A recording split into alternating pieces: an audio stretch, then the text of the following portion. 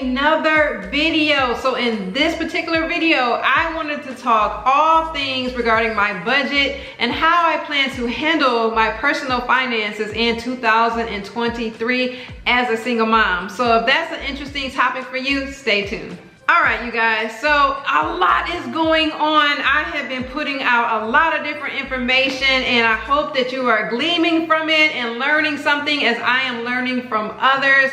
The things I will talk about in this video are in no particular order, but I have a list here and I just wanted to make sure I just touched on everything so you'll have an idea as to how I plan on pursuing my personal finance and my budget in the new year. Are you excited about the new year? I'm excited about the new year as well. All right, so let's jump right into it. The first thing I wanted to talk about is you guys, I'm following the budget mom like into 2023. I'm going hardcore with it. Now she is so sweet and kind, and she makes sure that you do like plan for fun and entertainment and all that, and that is what I plan to do as well. I'll have a sinking fund or a cash envelope for that too, so I will not be forsaking myself, but in general it's going to be hardcore save, because my goal for 2023 is to save either 10 or 15% of my gross income. Do you believe that I can do it? I believe that I can do it. I got to be really focused and really dedicated with that. So in saying that, I will, now the worksheets that you will see, I did purchase her PDF form of her budgeting book. So I just printed them out, but I'm going to start with my bare bones budget.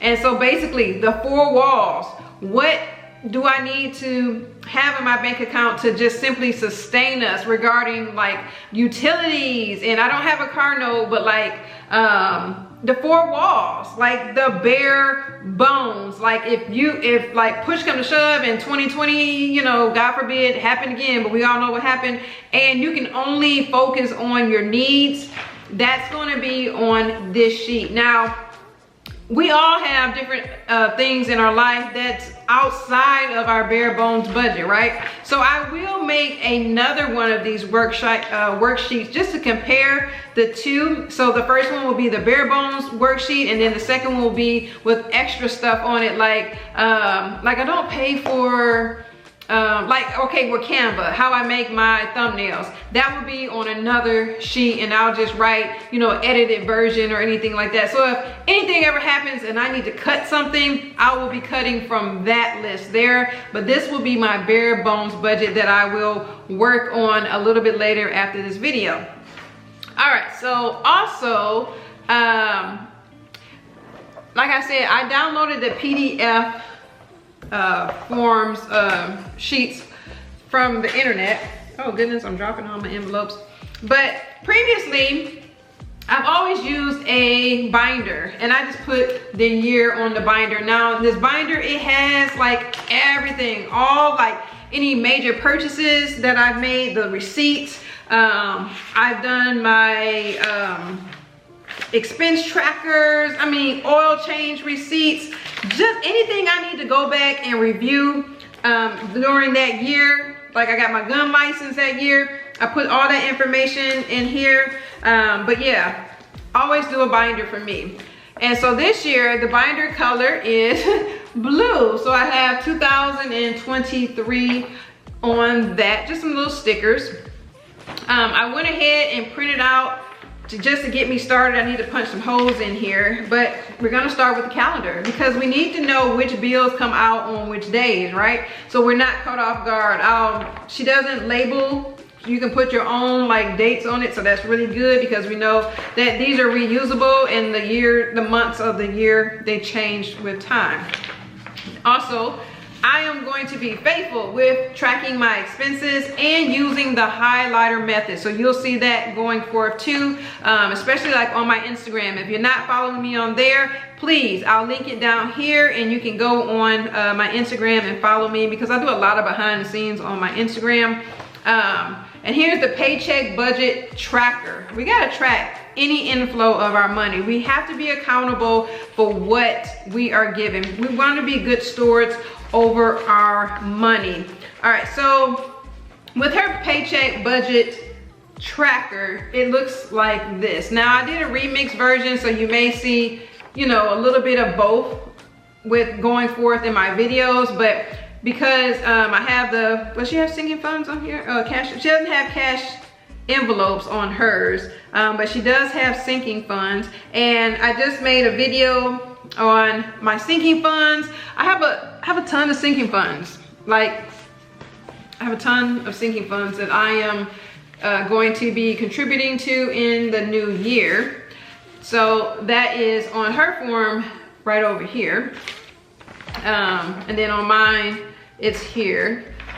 And then money challenges. So I saved a lot of money with my money challenges this in 2022. I don't know if I'm gonna do money challenges next year because I want to save a certain amount of money, and I really want to be aware of where that money is coming from and all of this stuff. I think I may just save, I think I might save the coins, but in terms of everything else, because when you do your expense worksheet at the end of the month or whatever, you know, how much you spent, she just rounds up and then adds the coins later. So I think because I have a goal amount that I want to reach, I may just save a certain amount of money per month in order to reach that goal. So I may not be doing sinking funds. Stay tuned to see if I do that. I haven't decided. I have a few more, you know, weeks to decide that. Also, if you haven't already subscribed, this is a perfect opportunity to do that, so you can see what I got going on, what I'm trying to like do with my life and my finances. Single mom here of 2 boys, and just trying to do the best that I can with them, and then show them that you can live a debt-free life. All right, so I would, like I said, I will be contributing to my sinking funds. I've already, like, this really will go gung-ho in January. I just added, you know, a few hundreds of dollars in here just as a buffer with the money that I saved with my cash envelopes, the money challenges in 2022, but Die Hard starting in January. Now my cash envelopes, now I have a few categories that I will be participating in with my cash envelopes, and my categories for my cash envelopes will be groceries, miscellaneous, household, personal, gas, entertainment, and eating out. So I will allot certain monies toward that. Groceries will probably always stay the same at $600, oh Lord, not 600, $260 per paycheck. And I don't think every cash envelope will get some money, just like every sinking fund won't get money every time I get paid, because if you just keep giving money out, you just won't have any money. But those are the different cash envelopes that I will be participating in the new year. Oh, I wanted to show you her previous book. So this is her previous, I think it's 2020, the workbook.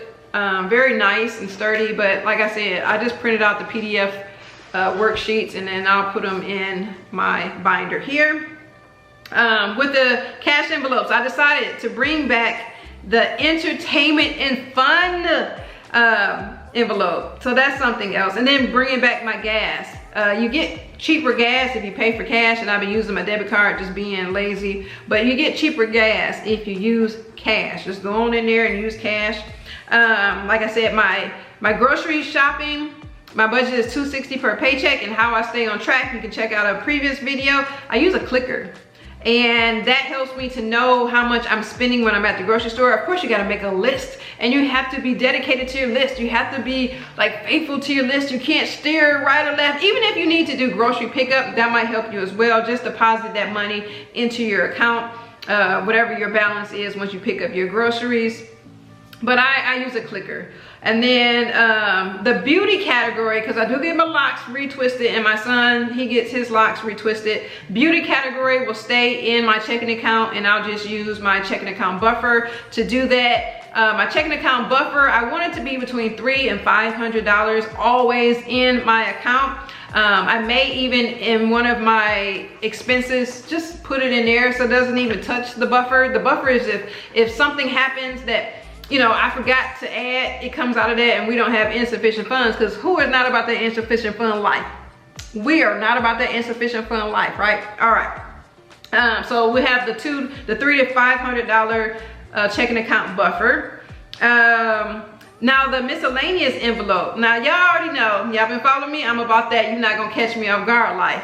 And so the miscellaneous envelope, that could be a buffer for like if you run out of money in your other envelopes, okay? You can use it for that. It's like last minute stuff. If you have children, you already know, they come home and they're like, Mom, I need this, I need that. And so you can use that money from your miscellaneous envelope. And even if you have like stuff at work, and that, you know, depending on who you work for, they always having something, and they're like, oh, who wants to contribute to this or to that, you have money in your miscellaneous envelope if you want to participate with that. So that miscellaneous envelope, it has a lot of different like things that it's used for, but it protects you. It's a buffer so that you don't have to like, oh, you know, feel bad. Like say if you did feel bad that you didn't have it previously, but now you have it because you have your miscellaneous envelope, and you can take from that, okay? All of my cash envelopes I plan to roll over until the next pay period, into the next month. I'm not going to do the rollover challenge. I know I'm not going to do that one in 2023 because like the cost of living is going higher and higher, and I may need that money. So I'm going to just roll over all of my cash envelopes.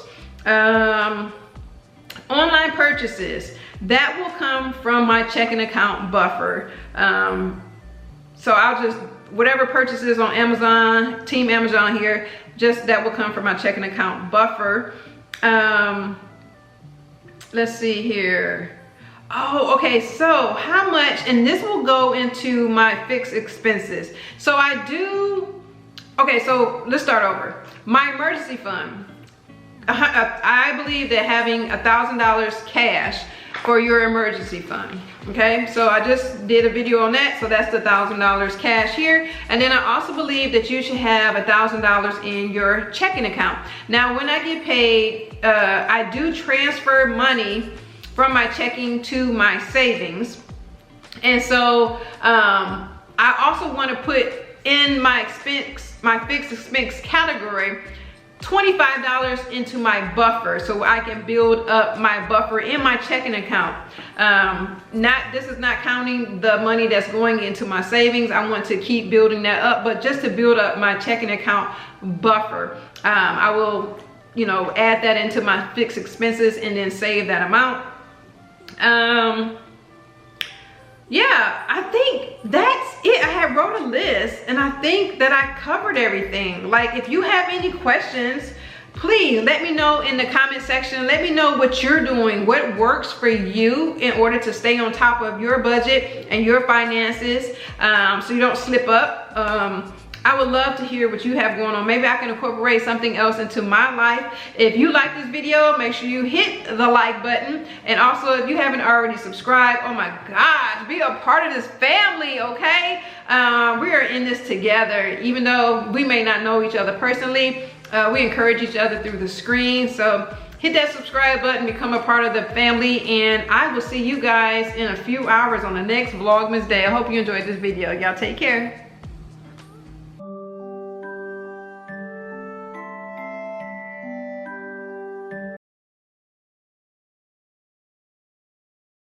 Oh my goodness, my frames are here for my mirrors. I'm so You taste the chunks.